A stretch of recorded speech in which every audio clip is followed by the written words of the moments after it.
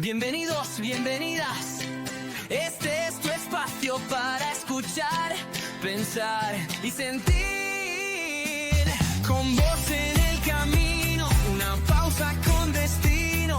Desde Camino de Vida en Temperley. Deja que la palabra te hable hoy también. Porque no estás solo ni sola. Dios camina con vos en el camino. El podcast de Camino de Vida.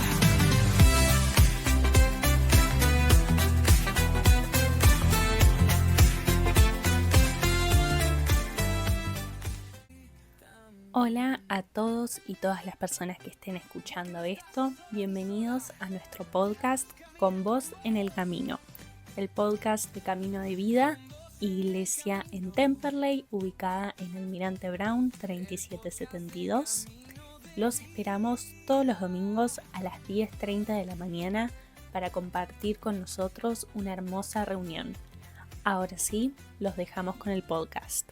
Bueno, vamos a estar pensando un poquito y viendo acerca de principios espirituales para la batalla.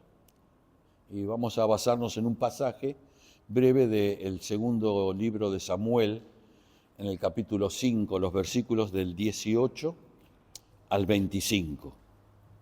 Dice, y vinieron los filisteos y se extendieron por el valle de Refaim. Entonces consultó David a Jehová diciendo, ¿iré contra los filisteos?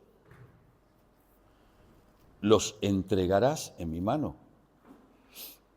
Y Jehová respondió a David, ve, porque ciertamente entregaré a los filisteos en tu mano. Y vino David a Baal Perasim, y allí los venció David y dijo, quebrantó Jehová a mis enemigos delante de mí como corriente impetuosa. Por esto llamó el nombre de aquel lugar Baal Perasim. Y dejaron allí sus ídolos, y David y sus hombres los quemaron. Dice, y los filisteos volvieron a venir, y se extendieron en el valle de Refaim. Y consultando David a Jehová, él respondió, no subas, sino rodéalos y vendrás a ellos enfrente de las balsameras. Y cuando oigas ruido como de marcha por las copas de las balsameras, entonces te moverás, porque Jehová saldrá delante de ti a herir el campamento de los filisteos. Y David lo hizo así, como Jehová se lo había mandado, e hirió a los filisteos desde Geba hasta llegar a Geser. Bueno, las estrategias para la guerra se han ido modificando con el tiempo. Acá, en estos versículos que leímos, vemos claramente estrategias que tiene que utilizar David para la batalla.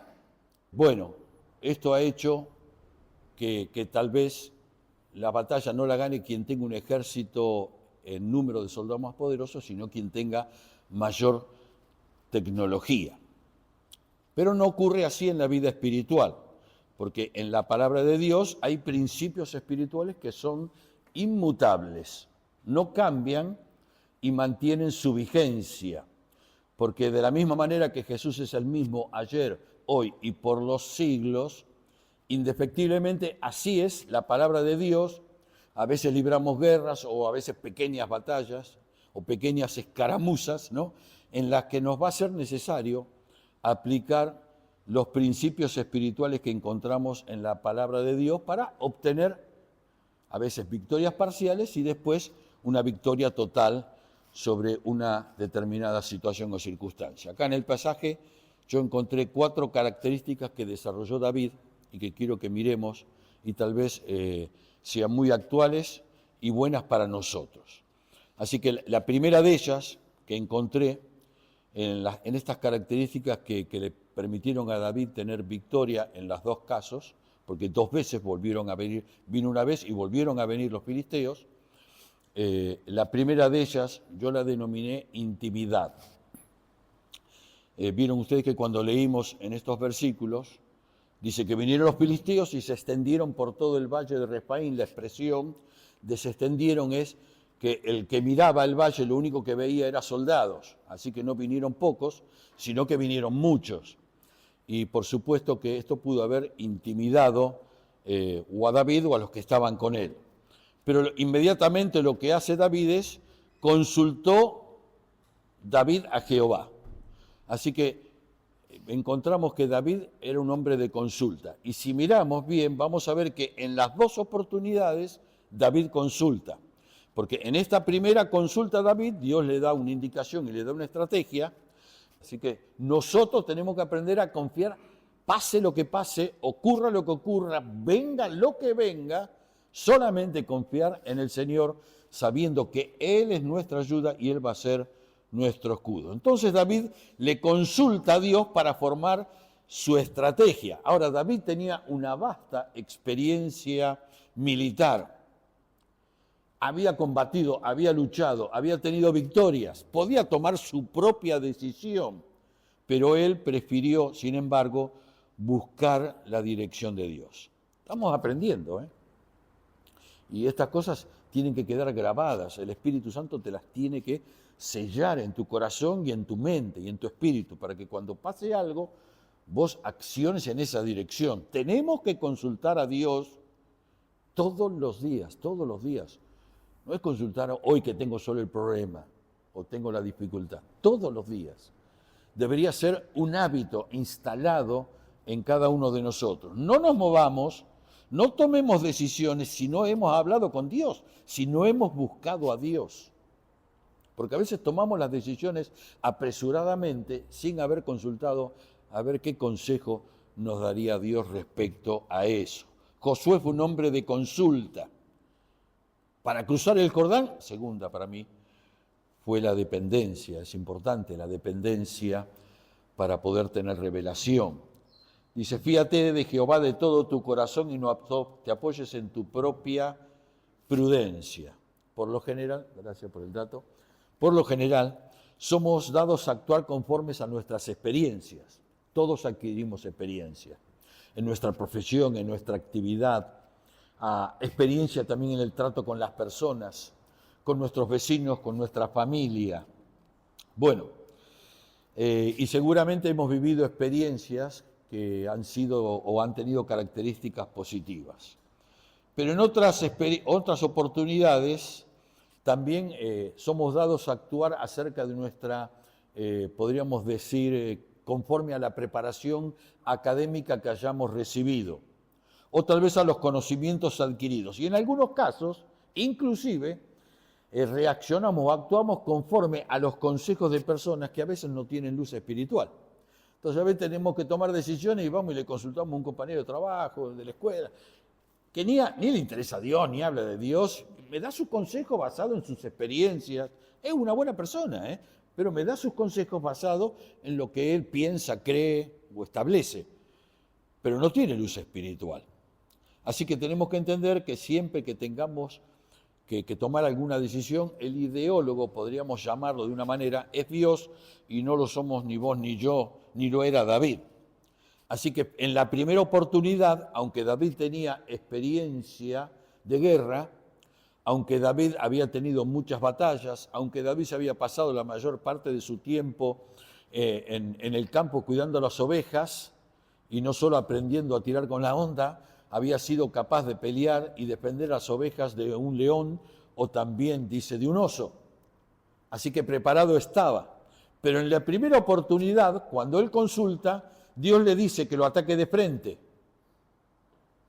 un ataque frontal.